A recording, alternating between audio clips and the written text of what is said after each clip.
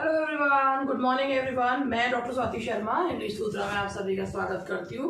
कैसे हैं आप सभी? और आज आप लोगों के लिए जो जूनियर की सीरीज चल रही है उसी के कंटिन्यूटी में पढ़ाते हैं कि लिटरेचर की जो सीरीज है उसी को लेकर मैं आप लोगों के लिए आई हूँ। और जो ग्रामर का मैं आप लोगों के लिए मैंने कहा था पहले सुबह के समय आप लोगों से कहा था कि क्लास लाइव चलेगी, मगर सुबह के समय बहुत से लोग उसमें नहीं किसी का कोई प्रॉब्लम किसी की कोई, तो लाइव आने में तब अच्छा लगता है जब स्टूडेंट्स हो, तो इसलिए मैंने सोचा वो क्लास जो है वो शाम को कर ली जाए तो ज़्यादा बेहतर रहेगी। तो इसीलिए अभी थोड़ी देर में शेड्यूल्ड हो जाएगी वो, तो शाम को लाइव क्लास जो है वो ली जाएगी। और चलिए अभी तो लिटरेचर की क्लास जो है वो स्टार्ट करते हैं। Target junior series English MCQs literature के हैं।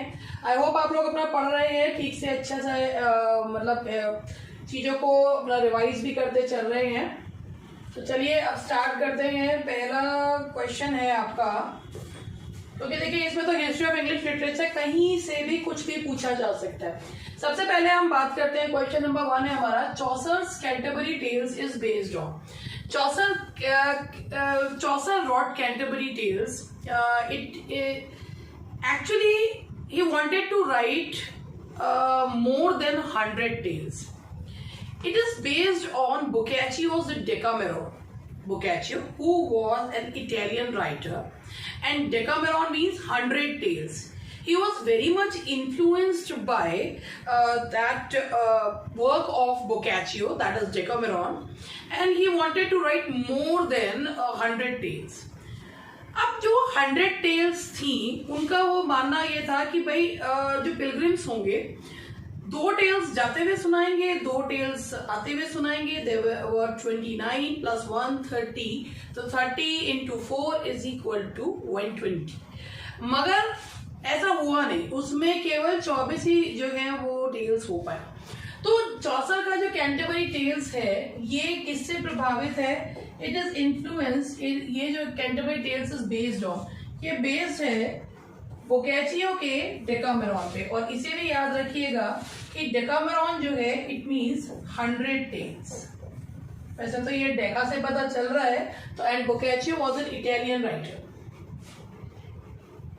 The Norman conquest took place in the year. सबसे पहले the Norman conquest or the Battle of Hastings. Norman conquest or the Battle of Hastings actually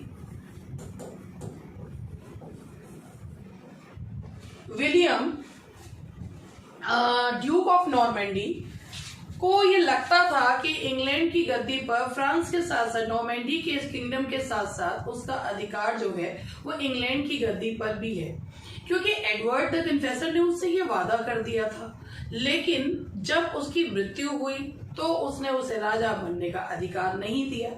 अपने अधिकार को छीनने के लिए उसने इंग्लैंड के ऊपर चढ़ाई करी, जिसे कहा जाता है बैटल ऑफ हेस्टिंग्स। और 1066 में जो 5th सेंचुरी से 11th सेंचुरी तक एक एंग्लो सेक्सन और ये सब जो एज चला आ रहा था स्कैंडिनेवियन, और ये युग खत्म हुआ और इंग्लैंड के ऊपर जो शासन हुआ वो फ्रेंच स्पीकिंग क्लास का हुआ। तो 1066 में जो बैटल ऑफ हेस्टिंग्स या नॉर्मन कॉन्क्वेस्ट मतलब नॉर्मन्स की विजय हुई इंग्लैंड पर, और एक फ्रेंच स्पीकिंग क्लास रूल करने लगी इंग्लैंड पर। उस समय जो भाषाएं थी वो 3 भाषाएं थी। पहली भाषा थी फ्रेंच, जो कि नोबल्स एंड राजा बोला करते थे। दूसरी थी लैटिन, जो प्रीस्ट बोला करते थे। और तीसरी थी English, which was spoken by the lemon. तो इसको जो है ये 106 है, तो मैंने इससे आपको बताया battle of Hastings. The name of the prioress in Canterbury Tales is, Canterbury Tales में जो प्रायरस है उसका नाम क्या है? क्योंकि कैंटरबरी टेल्स एक तरीके से सटायर है उस समय के रिलीजियस जो रिलीजियस एनवायरनमेंट था उसके ऊपर सटायर है कैंटरबरी टेल्स। तो कैंटरबरी टेल्स में जो प्रायरस है उसका नाम है Eglantine. Piers the Plowman was written by, Piers the Plowman लिखा गया है विलियम लैंगलैंड के द्वारा। और ये जो है ये भी एक सटायर है उस समय के रिलीजियस चर्च पर, और उस पर जो है चर्च पर ये एक सटायर है विलियम लैंगलैंड के द्वारा, Piers the Plowman. Morte d'Arthur is a prose romance by, Morte d'Arthur एक प्रोज रोमांस है टॉमस मेलोरी के द्वारा।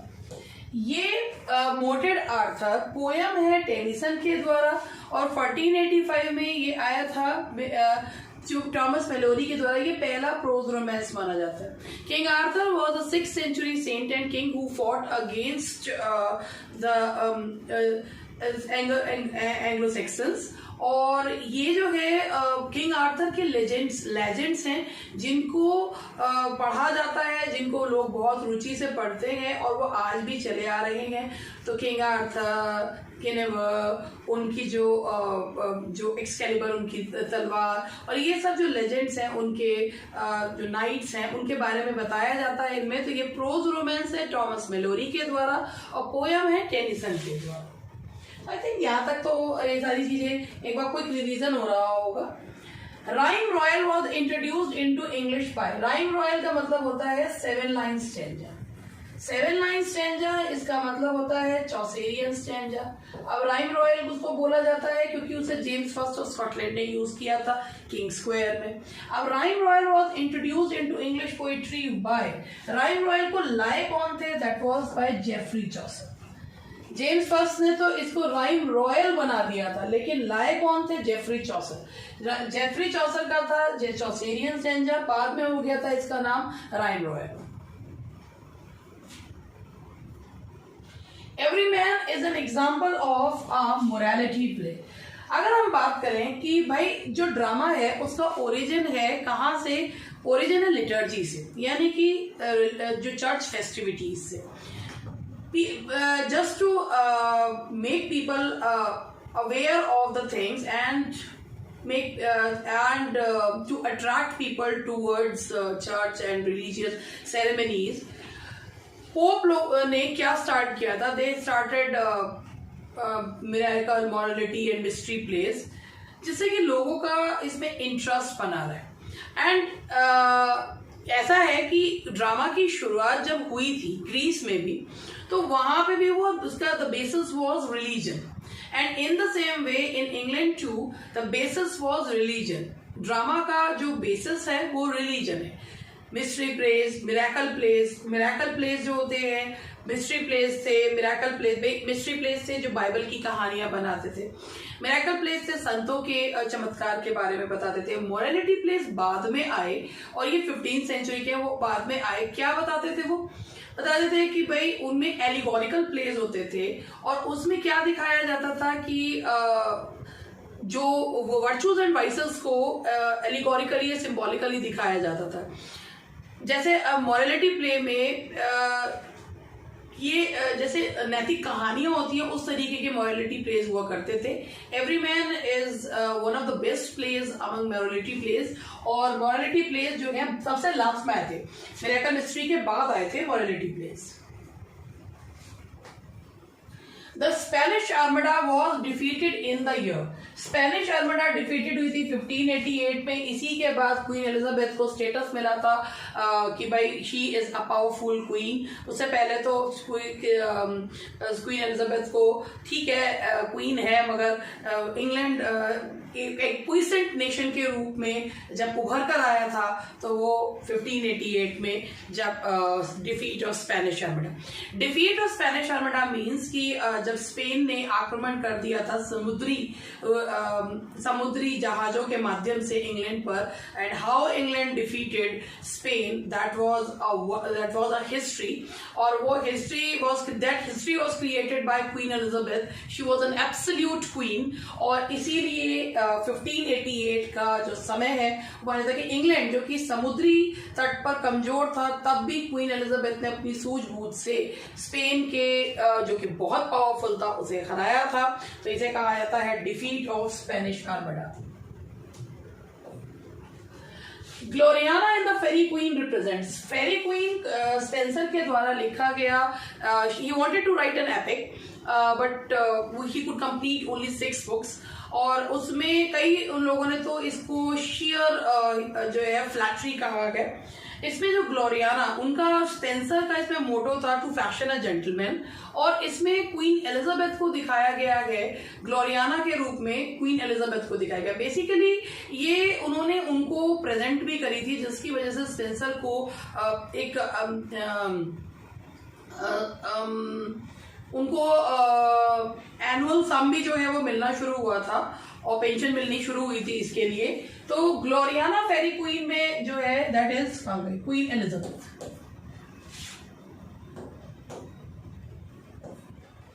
Here Nemo is Mad Again is the subtitle of Hamlet, Shakespeare का जो प्ले है that is based on Thomas Kyd's Spanish Tragedy, और इसी का ही सबटाइटल है Here Nemo is Mad Again। Kyd जो one of the university wits में से एक है, हालांकि वो मर्चेंट टेलर स्कूल के पढ़े हुए हैं, ऑक्सफोर्ड या कैम्ब्रिज के नहीं हैं, मगर फिर भी उनके अंदर वही क्वालिटीज हैं जो यूनिवर्सिटी विट्स में हैं, इसलिए उन्हें भी यूनिवर्सिटी विट्स में गिना जाता है। उनका प्ले है ये Here Nemo is Mad Again। उसका ये सबटाइटल किसका है? The Spanish Tragedy. Sidney's Apology for Poetry is a reply to, Gosson ने लिखा था, गॉसन का पैम्फलेट था स्कूल ऑफ अब्यूज, और स्कूल ऑफ अब्यूज के जिससे उन्होंने पोएट्स को, लायर्स और poetry the mother of lies को उन्होंने एलैबोरेट करा है। तो इसके जो है सिडनीज अपॉलॉजी फॉर पोइट्री जो है वो किसका है? Gaussian school of abuse. आप ये देख रहे हैं 4 एजेस ऑफ पोइट्री, ये नहीं है, ये कंफ्यूज हो जाते हैं। शेले ने लिखा है लव पीकॉक के उसके अगेंस्ट, और वो सिडनी के उससे प्रभावित हैं, और सिडनी ने जो अपॉलॉजी ऑफ पोइट्री लिखा है वो गॉसन के, ये वर्क है गॉसन का, the School of Abuse. Senecan tragedy of blood is based on the theme of, भाई जो एलिजाबेथन राइटर्स थे they were very much influenced by Seneca, और सेनेका से ही प्लेट्यूज एंड टेरेंस से वो कॉमेडी में प्रभावित थे, और सेनेका से वो प्रभावित थे ट्रेजेडी में। तो सेनेका से प्रभावित होकर ही एलिजाबेथन राइटर्स ने ट्रेजेडी के बारे में लिखा है। जो सेनेकन ट्रेजेडीज होती थी वो किस पर बेस्ड होती थी? रिवेंज, बदले पर। Worth stories dealing with chivalry, knight errantry, enchantment and love are known as, कहानी के कविता के फॉर्म में जो कहानियां होती हैं जो कि शिवेलरी, शूरवीरता और पुराने हीरोज के बारे में बताती हैं। एपिक जो होता है ना वो बहुत बड़ा होता है और वो एक हीरो के एडवेंचर्स के बारे में बताता है। बैलेड जो होते हैं लोकगीत की तरह होते हैं जो हीरोज के बारे में, पुरानी कहानियों के बारे में बताते हैं, मोस्टली सीरियस होते हैं। तो इन्हें कहा जाता है, वर्ड स्टोरीज जो होती हैं उन्हें क्या कहा जाता है? They are known as ballad. He is citizen of no mean city. अगर किसी चीज को अंडरस्टेटमेंट करना हो, किसी चीज को कम करके आंकना हो, जब 2 नेगेटिव वर्ड्स को लिया जाए तो उसे क्या कहा जाता है? That is known as litotes. He is a citizen of no mean city, यानी कि वो एक अच्छी जगह का जो है वो वासी है। तो ही is a citizen of great city. तो ग्रेट ना लिखकर नो मीन, 2 नेगेटिव्स ले लेते हैं। अंडरस्टेटमेंट करना होता है, कम करके आंकना होता है, तो उसे क्या कहा जाता है? लिटोस। The word catharsis refers, catharsis tragedy का सबसे इंपॉर्टेंट फंक्शन है। कैथारसिस जो लिया गया है वो मेडिसिन से लिया गया है। कैथारसिस का मतलब होता है पर्गेशन ऑफ फीलिंग्स, यानी कि फीलिंग्स का शुद्धिकरण। और अगर जो ट्रेजेडी की 2 फीलिंग्स होती हैं, पिटी एंड फियर, अगर ट्रेजेडी देखते हुए ये 2 फीलिंग्स हमारे अंदर अराउज नहीं होती है, it means the function of tragedy has not been fulfilled. तो इसीलिए कैथारसिस जो है, इसका मीनिंग है कैथारसिस लिया गया है मेडिसिन से, और उसका मतलब होता है पर्गेशन, सफाई। To suffer woes which hope thinks infinite is written by, to suffer woes which hope thinks infinite, ये लिखा गया है शेले के द्वारा। ये है कहाँ से? प्रोमेथ्यूज अनबाउंड, जो कि उनका एक लिरिकल ड्रामा है। और प्रोमेथ्यूज अनबाउंड जिसमें उन्होंने प्रोमेथ्यूज को बताया है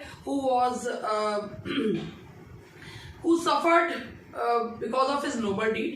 और कहीं ना कहीं प्रोमेथ्यूज में जो हम एक रिबेलियंस जो स्पिरिट देखते हैं वो मिल्टन के सैटर्न से मिलती जुलती है and Shelley was very much influenced by Milton Satan और उन्होंने ही कहा है कि मिल्टन्स मॉरल जो Satan is far more superior to his moral being. और ये जो लिया गया है प्रोमेथ्यूज अनबाउंड से लिया गया है।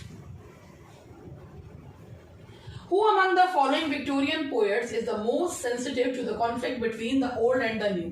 Victorian age जो age थी that was the age of conflict। और conflict किस चीज के बीच में? नए से पुराने के बीच में, रिलीजन और तर्क के बीच में, कंजुगल रिलेशनशिप एंड मैरिज, इसके अलावा डेमोक्रेसी एंड मोनार्की। तो और 1859 में आई चार्ल्स डार्विन की ओरिजिन ऑफ स्पीशीज। तो भाई ये सारी जो चीजें हैं ये एज कॉन्फ्लिक्ट की एज थी। क्यों? क्योंकि इसमें औद्योगिकरण बढ़ा था, लोगों के दिमाग में गरीब जो है वो और गरीब हो गए थे, स्लेवरी अबॉलिशन हुआ था, बहुत सारी चीजें जो है वो इस एज में हुई थी। ये एज कहलाती है Victorian age, the age of conflict. और इस एज में कॉन्फ्लिक्ट को ओल्ड और न्यू के बीच में जो बताने वाला पोएट है, the most representative poet is Tennyson. How many soliloquies are spoken by Hamlet in the play Hamlet? भाई देखिए, हैमलेट ने जो बोली है वो 7 बोली है। अब है कितनी उस पे तो हमेशा जो है वो जो एक कंफ्यूजन रहता है, लेकिन हैमलेट ने कितनी soliloquies बोली हैं? 7। अब soliloquies के बारे में मैं आपको बता दूं। soliloquies का मतलब soliloquies और इंटीरियर मोनोलॉग, इनमें अंतर होता है। इंटीरियर मोनोलॉग बेसिकली नॉवल में और पोएम्स में दिखाया जाता है। soliloquies का मतलब होता है एक ड्रामेटिक डिवाइस होती है जिसके माध्यम से सोलो मीनिंग अकेले और लोको मीन्स होता है डायलॉग, जब कैरेक्टर अपने मन की बात बोलकर ऑडियंस को बताता है, मगर जो वो उस समय वो अकेला ही बोल रहा होता है और ऐसा दिखाया जाता है कि जैसे कि वो उसके मन की आवाज है, लेकिन मन की आवाज ऑडियंस तक पहुंचाने के लिए soliloquies जो है वो बोली जाती है। The romantic revival in English poetry was influenced by romantic poetry influence थी फ्रेंच रेवोल्यूशन से। फ्रेंच रेवोल्यूशन हुआ था 1789 में। जो लोग फ्रांस के लोग बहुत ज़्यादा पीड़ित थे और वो जो है अपने राजा के खिलाफ खड़े हुए थे और उन्होंने एक नारा दिया था, फ्रेटर्निटी, इक्वालिटी एंड लिबर्टी। और ये चीज़ केवल इंग्लैंड तक, फ्रांस तक ही सीमित नहीं रही थी, बल्कि फ्रेंच रेवोल्यूशन से इंग्लिश पोएट्स भी काफ़ी प्रभावित हुए थे। जैसे कॉलरिज ने लिखा है फ्रांस एंड ओड, और शेक्सपियर, वर्ड्सवर्थ ने लिखा है लिरिकल बैलेड्स। तो ये जो चीज़ें थी, ये जो दो वर्क्स थे, ये किससे इन्फ्लुएंस थे? फ्रेंच रेवोल्यूशन से।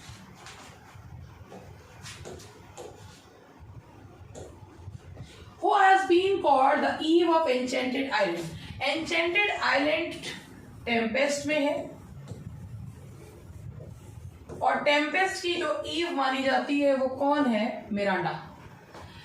जो ये टेम्पेस्ट शेक्सपियर का स्वान सॉन्ग है। ये एन्चेंटेड आइलैंड यानी कि जादुई आइलैंड, और जादुई आइलैंड की ईव कौन है? Miranda. Who calls poetry the impassioned expression which in the countenance of all signs? किसने पोइट्री को कहा है? Who calls poetry the impassioned expression which in the countenance of all signs? तो ये पोइट्री के बारे में किसके वर्ड्स है? These words are told by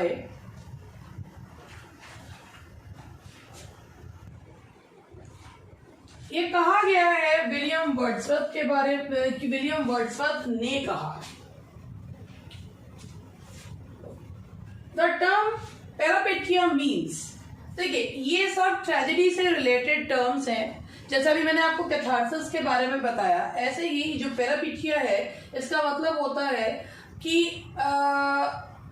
देखिए एक होता है एनाग्नोसिस, रिकॉग्निशन, पता चलता है हमने क्या गलती करी, या हीरो को पता चलता है कि क्या क्या गलतियां उसने करी, और उसके बाद जब उसका फॉर्च्यून जो होता है वो रिवर्सल पे जाता है, यानी कि 360 डिग्री पर बदलता है, टॉप से बॉटम पर आके गिरता है, उसे क्या कहा जाता है? उसके बाद ही जो है सब लास्ट में जो ट्रेजेडी जो है उसके साथ होती है तो कैटास्ट्रॉफ जिसे कहा जाता है, बहुत बड़ी मुसीबत, तो उसे ये पैरापेट्रिया किसका मतलब क्या होता है? That is a sudden reversal in situation. In which of the plays Shakespeare observed the pseudo-classical unities of time and place? Shakespeare वैसे तो क्लासिकल यूनिटीज को फॉलो करते ही नहीं थे, लेकिन उन्होंने टेम्पेस्ट में unity of time and place को ऑब्जर्व किया है। W.B. Yeats received the Nobel Prize for Literature in W.B. Yeats को नोबेल प्राइज मिला था 1923 में। ये W.B. Yeats जिम्मेदार है कि केल्टिक रिवाइवल लाने के लिए आयरिश लिटरेचर में। ही बिलोंग टू आयरलैंड, और उन्होंने जो है आयरिश लिटरेचर के लिए केल्टिक रिवाइवल जो है वो लेकर आए थे। केल्टिक का मतलब होता है लोकल, और 1923 में ही received the Nobel prize. The main character in Paradise Lost book 1 and book 2 is. भाई मेन कैरेक्टर पैराडाइज लॉस्ट की अगर हम बात करें तो बुक 1 और बुक 2 में है, दैट इज सैटर्न। बुक 1 और बुक 2 में जो मेन कैरेक्टर है that is Saturn.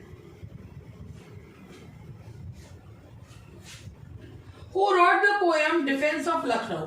Defence of Lucknow देखकर ऐसा लग रहा है किसी इंडियन राइटर ने लिखी होगी, लेकिन डिफेंस ऑफ लखनऊ अकबर, ये जो पोएम्स हैं ये लिखी गई हैं representative poet, Victorian representative poet Tennyson के द्वारा।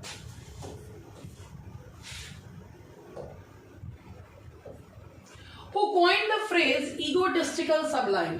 Egotistical sublime phrase, one who only talks about sublime, divine चीजों के बारे में। तो ये जो टर्म है ये कीट्स ने दी है, और कीट्स ने किसके लिए यूज करी है? विलियम वर्ड्सवर्थ के लिए। कीट्स ने ये टर्म दी है, और किसके लिए दी है? William Wordsworth. Tintern Abbey dearest friend refers to. Tintern Abbey एक ड्रामेटिक मोनोलॉग, ड्रामेटिक लिरिक है, जिसमें वाई रिवर के पास टिंटन एबे 5 साल बाद पोएट रिविजिट करता है, और उसमें सारी की सारी जो वो बोलता रहता है, जो सुनने वाला है, जो एक व्यक्ति जो सुन रहा है वो कौन है? दैट इज वो डियरेस्ट फ्रेंड है डोरथी।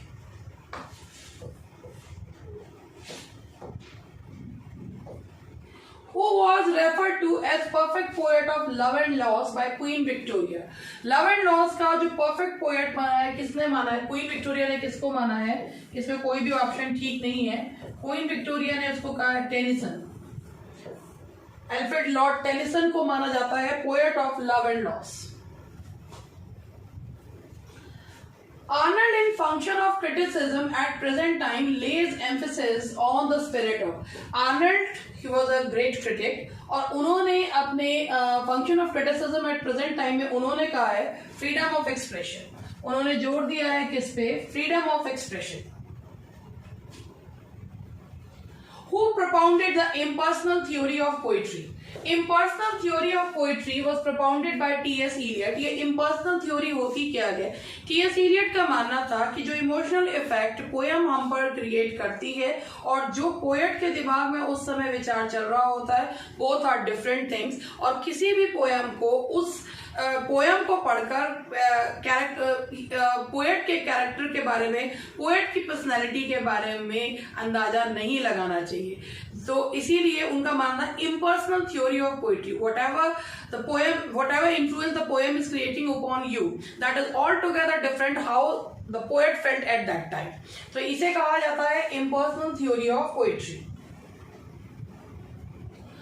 Part 3 of the Waste Land is titled Waste Land, जो कि 1922 में आई, जिसे माना जाता है a milestone of modern literature, और इसके 5 पार्ट्स हैं। और 5 पार्ट्स में देखिए, first the burial of the dead, a game of chess, the fire sermon, what death by water, and what the thunder said. ये 5 जो है इसके पार्ट्स हैं। और ये देखिए इसमें ये है आपका द फायर सरमन, ये है इसका तीसरा part. The burial of the dead first, a game of chess second, और the fire sermon third, death by water fourth, and last one is what the thunder said.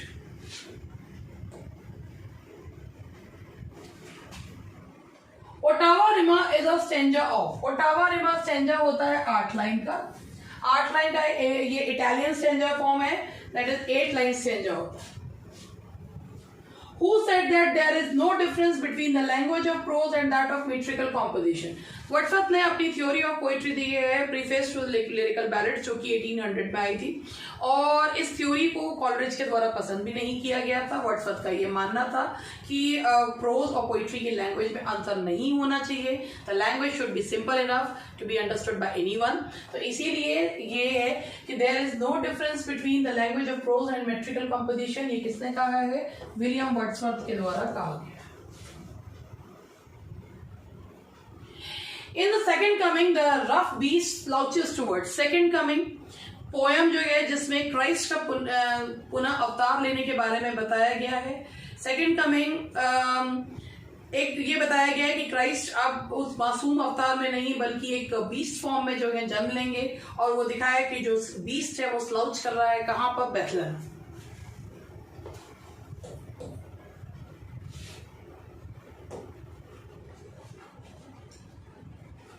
Oxford movement is known as, Oxford movement को John Keble Newman के द्वारा start किया गया। जो ये movement था, इसे एक और मूवमेंट भी ये विक्टोरियन एज में स्टार्ट किया गया। ये एक मूवमेंट है, तो उसको क्या कहा जाता है? It is also called Tractarian movement. तो दैट्स ऑल फॉर टुडे। आज के लिए यही क्वेश्चंस थे, और अपना कोई रिवीजन करते रहिए बीच बीच में, और अभी इसमें लिटरेरी टर्म्स और हिस्ट्री के लैंग्वेज के क्वेश्चंस भी इसमें अभी ऐड ऑन करूंगी, तो पढ़ते रहिए और पढ़ते रहिए। Thank you very much.